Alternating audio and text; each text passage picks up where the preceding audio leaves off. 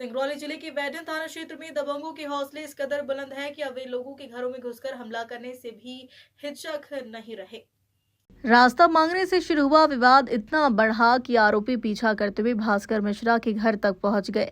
आरोपियों ने भास्कर मिश्रा के घर में घुसकर न केवल ब्रजेश सोनी के साथ चप्पलों से मारपीट की, बल्कि पीड़ितों का आरोप है कि हमलावरों ने घर का मुख्य गेट तोड़ दिया, परिसर में खड़ी स्कूटी और साइकिल को क्षतिग्रस्त किया और कमरों के दरवाजे तोड़कर पत्थरबाजी की। जाते जाते आरोपियों ने जान से मारने की धमकी भी दी। वैदन पुलिस ने मामले की गंभीरता को देखते हुए आरोपियों के खिलाफ FIR दर्ज की। पुलिस ने जो धाराएं लगाई है उसमें से धारा 331 रात में घर में जबरन घुसना, 351 जान से मारने की धमकी लगाई है। ये दोनों धाराएं गैर जमानती है, जिसका अर्थ है कि आरोपियों को अब थाने से सीधी जमानत नहीं मिलेगी और उन्हें जेल जाना पड़ सकता है। वर्तमान में विवेचना जारी है। पुलिस ने बताया कि कानून व्यवस्था बिगाड़ने वालों को बख्शा नहीं जाएगा। घटना के बाद से इलाके में तनाव के साथ साथ पुलिस की कार्रवाई जारी है। क्या कार्रवाई अभी तक हुई और लोगों ने घर में घुस के जो मारपीट किया, क्या कहना चाहेंगे? जी, आज रात्रि करीब 9 बजे कमलेश सोनी अपने एक साथी के साथ भास्कर मिश्रा के घर जा रहे थे। इसी बीच रास्ते में कुछ लोग रोड के बीच में मिले, तो इसमें फरियादी ने कहा कि भाई हमें रास्ता दीजिए, लेकिन इसी बात को लेकर के वो आपस में झगड़ने लगे कि हम रास्ता वगैरह नहीं देंगे। करीब 1 घंटा बाद भास्कर मिश्रा के घर सत्यम और अन्य 2 उसके जो साथी थे वो पहुंचते हैं और उनको बाहर बुलाते हैं। कमलेश सोनी बाहर आते हैं और उनके साथ फिर गाली गलौज करते हैं, उनके साथ मारपीट भी करते हैं। इसी बीच में भास्कर मिश्रा भी बीच बचाव के लिए आते हैं, उनके साथ भी मारपीट होती है। ये सूचना फरियादी कमलेश सोनी के द्वारा थाना बैठन में दी गई है। तत्काल पुलिस के द्वारा सुसंगत धाराओं में इसमें अपराध पंजीबद्ध किया गया है और इसमें भास्कर मिश्रा द्वारा भी, इसमें भास्कर मिश्रा द्वारा, उसको आप भूल रहे हैं, भास्कर मिश्रा द्वारा भी FIR के लिए आवेदन दिया गया है और उनके साथ कुछ ऑडियो आज दिन में वायरल हुआ था। कहीं ये घटना उस एंगल को लेकर तो नहीं है? बिल्कुल, ये सारी चीजों की हम सत्यता की जांच का पता करेंगे इसमें कि जो भी जो फैक्ट्स हैं उनको संकलित करेंगे। जो आप ऑडियो वायरल करने की बात, ऑडियो वायरल होने की बात जो सामने आई है, इसमें भी भास्कर मिश्रा को कहा गया है कि इसमें भी आप आवेदन दें, तत्काल इसमें FIR रजिस्टर्ड की जाएगी, प्रभावी वैधानिक कार्रवाई सुनिश्चित। घर में घुस के उनके मारपीट की गई है, बच्चे थे, वीडियो आया है जो आवाज आ रही, कौन कौन सी धारा है अभी आप? ये समस्त सुसंगत धारा जो मैंने बताया 296B, 115(2), 351(3), 331(6), 324(4) और 3(5) भारतीय न्याय संहिता की धाराओं के तहत। अभी किसी की गिरफ्तारी हुई है क्या?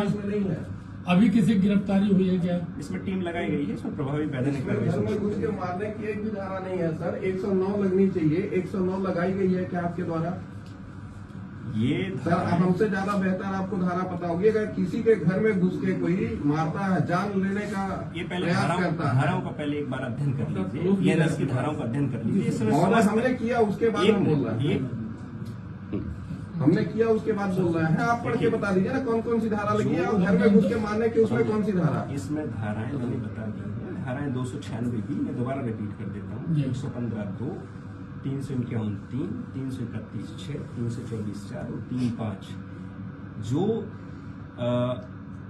कंटेंट या जो आवेदन, जो तथ्य लिखाए गए हैं फरियादी के द्वारा, उन तथ्यों पर जो धारा बनती है, उन समस्त सुसंगत धाराओं का समावेश प्रथम सूचना रिपोर्ट में किया गया। सर, जिस तरह से ये बड़े राजनीतिक दल के प्रदेश प्रवक्ता हैं, उनके घर में घुस के मारना कहीं न कहीं ये अपराध की श्रेणी में और अपराध बढ़ रहा है अपने बड़े शहर में।